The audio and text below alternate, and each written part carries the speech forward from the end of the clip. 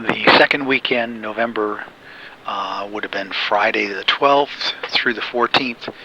Duane headed to the property by himself and showed up Friday afternoon about 3:30.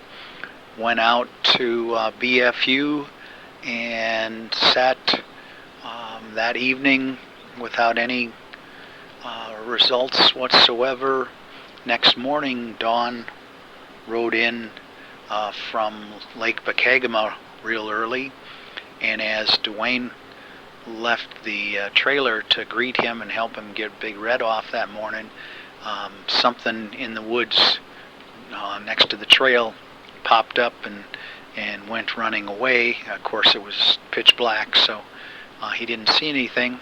That day, Dawn and Duane both hunted. Dawn on his stand and Duane down in the lowland. Didn't see anything. About 9 o'clock, Dawn rode Big Red down into the Pollock's lowland, asking Duane if he had a cell phone, because he had told Mom that he was going to call back somewhere around 8:30 or 9 o'clock, and he had left his own cell phone back at the cabin, or back at the lake rather.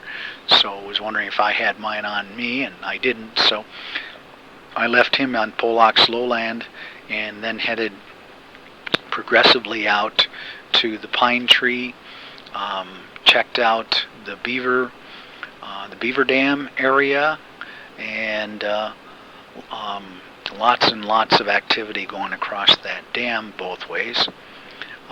Otherwise, went then from the pine tree stand over to Hatchet, then back to Jerry's Blue Line stand, and ended up in at the trailer for lunch that day. Dawn made lunch, brought along some stew, canned stew that was real good. Then that evening they both hunted again. Dawn took some of Doug's green treat and rebuilt his stand, or I should say his railing, so he could once again sit on the area that he was used to, making himself comfortable. And again, they neither Duane or he saw anything that evening. Duane went back to BFU.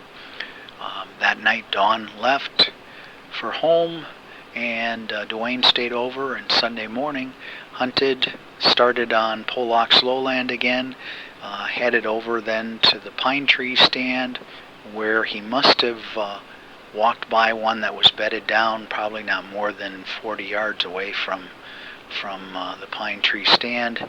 Then when he was about to return to the trailer, he had that bound up. He could hear it, couldn't see it.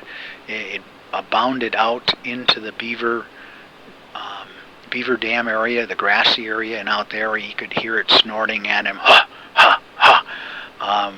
So he got back up in the pine tree stand and never saw anything. Went back into the trailer, ended the day about 1 o'clock, and the season was over. We got 2 deer this year. Duane shot a buck, and Jeremy shot a doe. And that's 2004.